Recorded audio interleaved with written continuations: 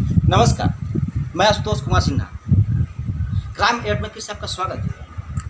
आज एक ऐसी कहानी लेकर मैं आया हूँ जो आपके दिल और दिमाग को झकझोर कर रख देगी। जी हाँ, आज मैं ले चलता हूँ आपको रामगढ़ परिवार की एक ऐसी कहानी। चुन्नू लाल और उसकी पत्नी और उसके बच्चे जो अत्यंत ही गरीब परिवार से आते हैं, लेकिन चुन्नू लाल शराब पीकर अपनी पत्नी को मारता है और बच्चे को पढ़ाने की ख्वाहिश नहीं देखता। तो एक ऐसी ही परिवार की कहानी मैं आपको दिखाने जा रहा हूँ। आइए देखते हैं।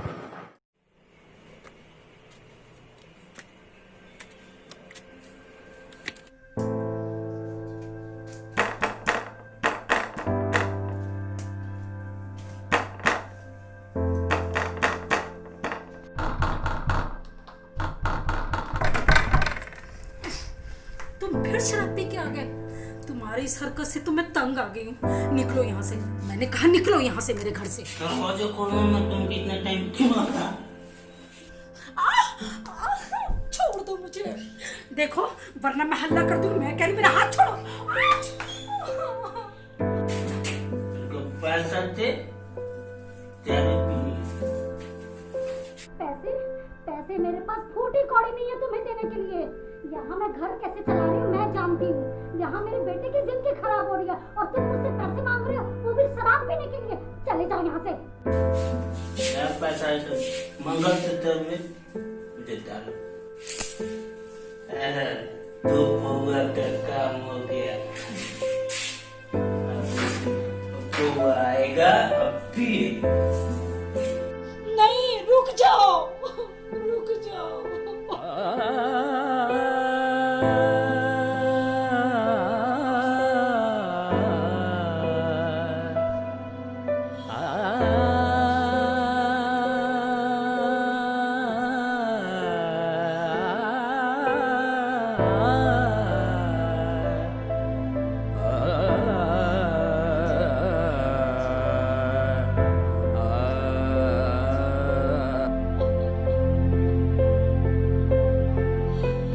ये सब दिखाने से अच्छा है तू मुझे ऊपर बुला ले अपने पास। मुझे नहीं जीना भगवान, मुझे नहीं जीना।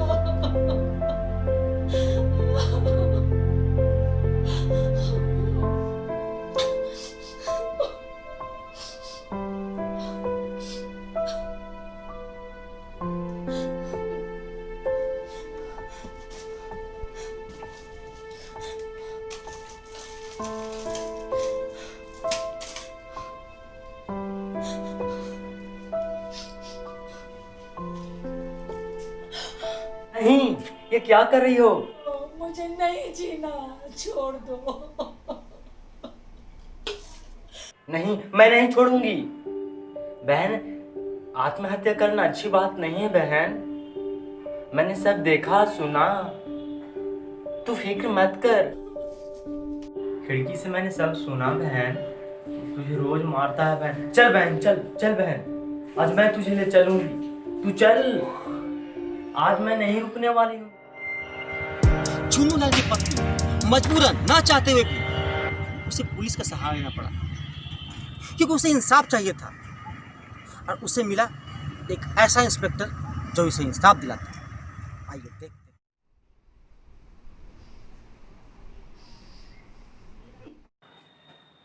साहब साहब, ये कमला बहन है साहब, मेरी पड़ोसी कमला बहन साहब।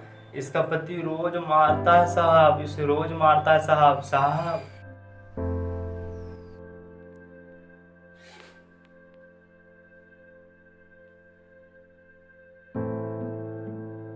क्या नाम है आपके पति का? चुन्नी लाल। चुन्नी लाल।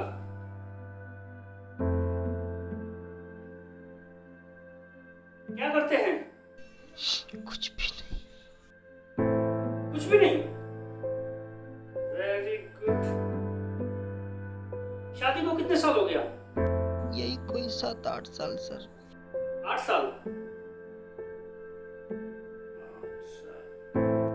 बच्चे कितने हैं? बच्चे, एक लड़का एक लड़की। 2 बच्चे। लड़का एक लड़की। क्या हुआ था? शराब पीकर मारता है साहब। मारता है? अच्छा, शराब भी भी पीता है? हाँ, बच्चों को भी मारता है। बच्चों को भी मारता है?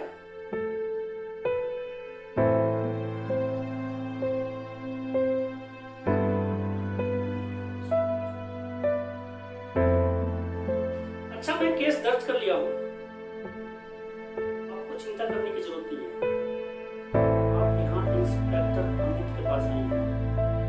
और आज तक मेरे पास जो भी केस लेके आया हूँ, मैं उसे न्याय दिलाया हूँ। आपको दिलाऊंगा। करना तो उसको है जो ये अपराध किया है। अगर मेरे हाथ लग गए और उधर कहानी एक नया मोड़ ले रही थी।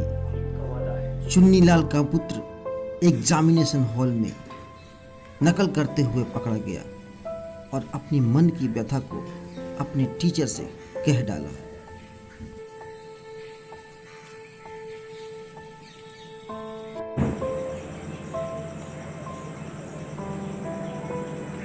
Pankaj, stand up.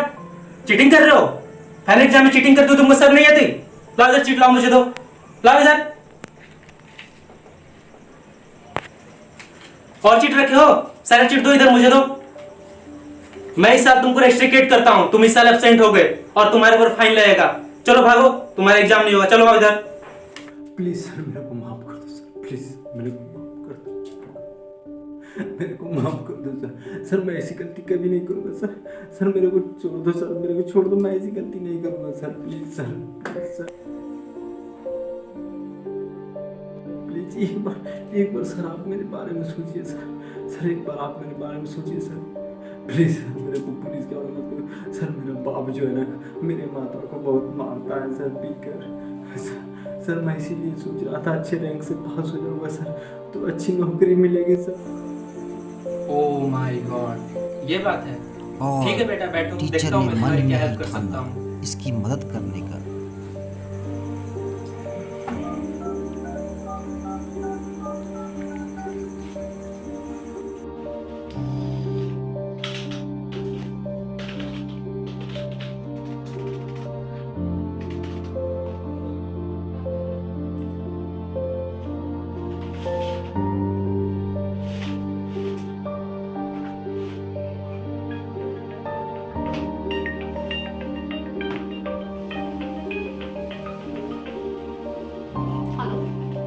हेलो, क्या मेरी बात प्रियांशी एडवोकेट से हो रही है? मैम, मैं सागर ग्रुप से प्रोफेसर प्रभात विश्वकर्मा बात कर रहा हूँ। जी, नेट एग्जाम में एक छात्र नकल करते हुए पकड़ा गया है। उसके घर का कंडीशन सही नहीं है, डोमेस्टिक वायलेंस का केस है।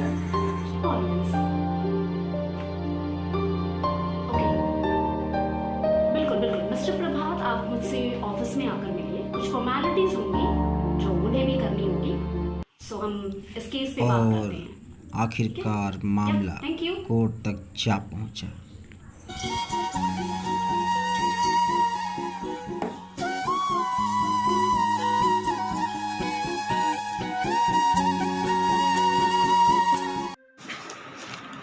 तमाम सबूतों और गवाहों को मद्देनज़र रखते हुए यह अदालत इस नतीजे पर पहुंची है कि मुजरिम एक दोषी है जिसने घरेलू हिंसा जैसा जघन्य अपराध किया है। तो तथागत रूप से ये अदालत इस मुजरिम को पुलिस के हिरासत में रहने का हुक्म देती है और साथ ही साथ यहाँ के थाना प्रभारी से यह अनुरोध करती है कि जल्द से जल्द इस केस की पूरी तरीके से पुष्टि करें और इस केस के तह तक जा कर के इसके दोषी की सारी रिपोर्ट कोर्ट को सौंपें। अगली तारीख 24 को कोर्ट अपना आखिरी फैसला सुनाएगा। The court is over now. जैसा कि आपने देखा, चुन्नू लाल को आखिरकार सजा मिल गई। आखिर मिलता भी क्यों ना, क्योंकि वो दोषी था। जी हाँ, वो दोषी था। लेकिन सजा कैसे मिली? क्योंकि महिला ने अपने आवाज़ को बुलंद किया, आवाज़ को उठाया। जी, हमारे आसपास न जाने कितने क्राइम होते रहते हैं, लेकिन ज़रूरत क्या है? ज़रूरत है आवाज़ को बुलंद करने की, ज़रूरत है आवाज़ को उठाने की।